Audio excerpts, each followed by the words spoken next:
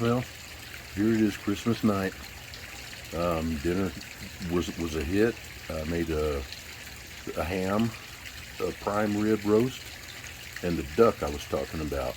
Um, the duck, it turned out great. It was juicy, it was tender, it was flavorful, but the skin was rubbery.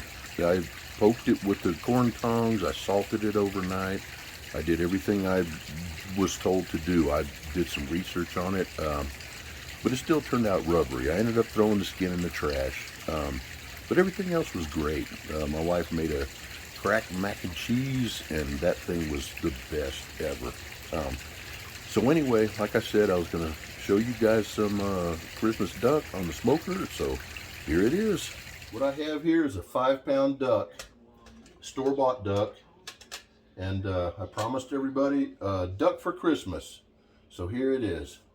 First thing I want to do is get in here and get these get all these giblets out of here. We got the liver and the kidneys and whatever else is in here. Oh look, it's a male.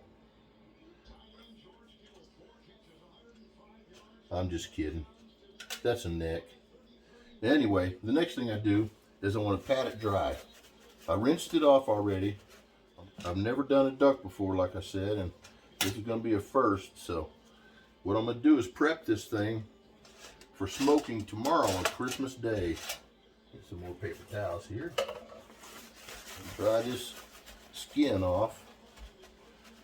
Get those arms and those legs. Now the next thing we want to do is we're going to take a corn tong and we're going to go through and we're going to poke holes in the skin. We don't want to go too deep. We don't want to get in the meat. We're just poking holes in the skin all over the place. Because duck is a greasy bird, and we want to have a place for this oil when it just starts cooking. We want this oil to escape. Otherwise, that meat's going to be awfully greasy. And now what we're going to do is we're going to take some coarse kosher salt and just cover this thing. It's like a dry brine. We're going to dry brine this bird, and what this salt is going to do is going to pull out some of that grease and some of that moisture overnight. When we're going to put it in the refrigerator and let it sit overnight uncovered, so we can get a lot of that moisture out of there. We don't want a greasy bird.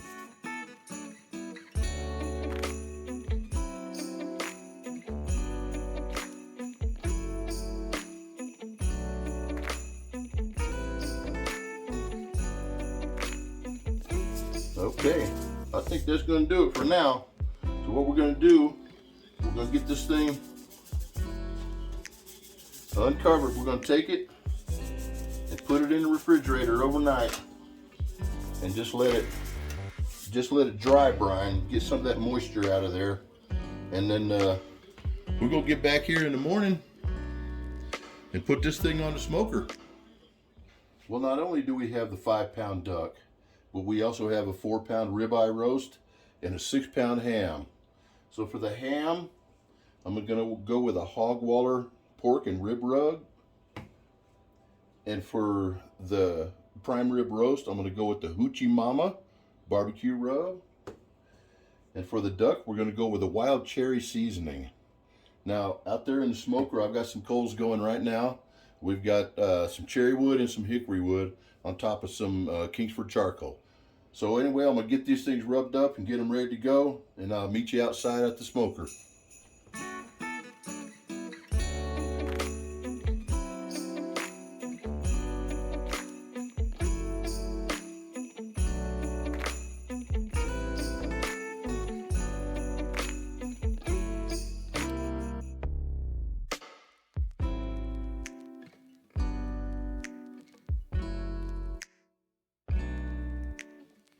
Well, my ink bird is showing that these two are done.